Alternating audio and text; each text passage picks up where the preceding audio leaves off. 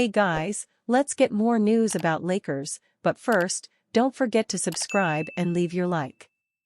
Lakers JJ Redick must not repeat Darvin Ham mistake with Jalen Hood-Schifino. The Los Angeles Lakers have made a commitment to seeing a youth movement through that could transform the identity of the organization. As stricter salary cap rules and a growing list of teams with depth and star power hinder the star-chasing agenda, it's a welcome change of pace. If the Lakers are truly committed to embracing the value of up-and-coming players, then head coach JJ Redick must not repeat the same mistake that his predecessor made with Jalen Hood-Schifino. Los Angeles selected Hood-Schifino at number 17 overall in the 2023 NBA Draft. He was coming off of a season in which he was named Big Ten Freshman of the Year, due in no small part to the versatility he displayed as a scorer and facilitator. Unfortunately, Hood-Schifino appeared in just 21 games for the Lakers in 2024-25, averaging a mere 5.2 minutes per contest. Hood-Schifino closed out November of 2023 with 3 straight games in which he played at least 10 minutes. It was the last time he would do so all season, however, as his transition to the NBA was effectively placed on hold as soon as it began. Based on what he did in the G League and how much untapped potential has yet to be explored, however, Los Angeles can't turn its back on Hood-Schifino's development for a second consecutive season. Hood-Schifino may have struggled to find a place in Darvin Ham's rotation, but he was nothing short of superb during his stint in the G League. In 15 games played with the South Bay Lakers, he averaged 22.0 points, 5.5 assists, 4.8 rebounds, and 2.3 three-point field goals made per game. In addition to stuffing the stat sheet, Hood-Schifino shot the lights out, accumulating a slash line of .473, .432, .800 on 14.9 field goals, 5.4 three-point field goals, and 4.3 free throws attempted per game. Thriving in the G League doesn't guarantee success in the NBA, but Hood-Schifino is already better than a vast majority of players at the NBA's secondary level. He didn't just play well with South Bay, but legitimately dominated games as a scorer and passer. That should, at the very least, have the Lakers intrigued by what he could do in a more expansive role on the main roster in 2024-25. Hood-Schifino's playmaking and three-point shooting could be invaluable assets for the Lakers as soon as the 2024-25 season. Los Angeles has been attempting to trade starting point guard D'Angelo Russell, and there isn't exactly a long list of options on the roster to replace him. In the event that the Lakers struggle to find a replacement via the Russell trade return, Hood-Schifino could be a candidate for an elevated role. Even if Russell isn't traded, however, the Lakers hindered Hood-Schifino's on-court development during his rookie season. He made the most out of his opportunities in the G League, however, and should be empowered to play through his early struggles in year 2. If the Lakers enable Hood-Schifino to make mistakes without him fearing for his place in the rotation, then he could become a key rotational cog sooner than later.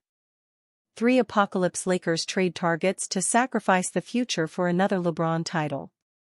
LeBron James, arguably the greatest basketball player of all time, at 39 years old and entering his 22nd season in the NBA, does not have a lot of time left to play in the league. After a gold medal run in Paris and an extremely quiet offseason for the Lakers, LeBron is voicing a sense of urgency.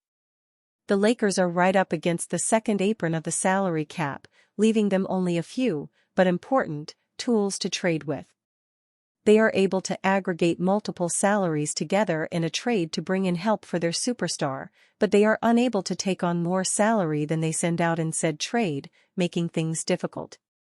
They also have a few draft picks they could send out, but not so many that they can unload them for the best of the best in the league. The team seems to be trying to strike a balance between remaining competitive while LeBron is on the roster, while at the same time not squandering their few future assets for when he is no longer on it. But what if LeBron puts the screws to Lakers GM Rob Pelinka and they decide they're going to go for it? Here are a few nuclear options they may pursue in that universe. the Timberwolves are teetering quite delicately on the edge of becoming too expensive to be sustainable. They fought for a well-deserved trip to the Western Conference Finals last season, where they ultimately fell to the Dallas Mavericks. This seems to have held ownership away from the impending financial cliff for now, but an ownership change and/or a disappointing season could change that quickly. Towns has the kind of star power to his name that might be enough to appease James. He has had his problems with defending as a center and with turning the ball over, but he is a nightmare matchup on the offensive end. He was also part of a dominant defense next to an elite rim protector last season, so perhaps playing next to Anthony Davis would allow him to continue to minimize his weaknesses. James, Davis, and Towns would form a huge front line that should be able to punish teams on the glass, while LeBron's genius with the ball should be able to make use of KAT's many offensive talents. The mechanics of a trade would be important for what is left to make up the backcourt and ultimately determine their ceiling. The Wolves are over the second apron, complicating things even further. With these limitations and a desire to compete, a third team would certainly need to be involved. Is there a world where Jeremy Grant, useful expiring salary and draft capital end up in Minnesota, while Portland gets some young players and/or draft picks? While Jimmy Butler and the Heat are heading into the season with an apparent truce on his future becoming a distraction, this is the NBA, and you just never know. If things are not going well in South Beach, the two parties could see themselves heading for a divorce. Bam Adebayo recently signed a huge extension and looks to be the focus of the future for this team, so moving on from Butler could be in the cards. If there's anyone who can get the best out of Butler for a run at the finals, it's likely LeBron. Butler has a recent history of missing games and lackluster regular season performance, but few can match his intensity and effectiveness when properly motivated for a playoff run.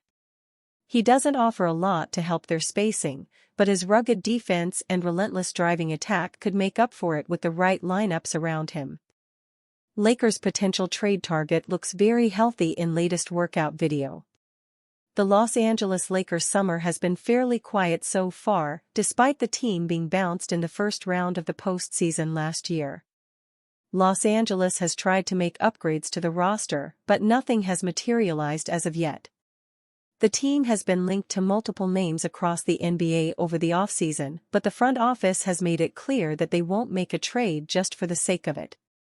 The Lakers once again were connected to Chicago Bulls guard Zach Lavine, but his contract remains a major obstacle. Lavine has also dealt with some injuries over the last few seasons, tanking his value around the NBA. But when healthy, he is one of the more fun players in the league to watch with the basketball. On social media, Lavine posted a video clip of himself dunking, showing off some extreme athleticism in the process.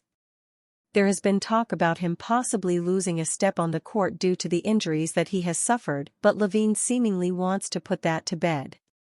Adding Lavine would satisfy the Lakers' desire for a three-star build, putting him around LeBron James and Anthony Davis. It would also be a homecoming of sorts for Lavine as he played his college basketball at UCLA.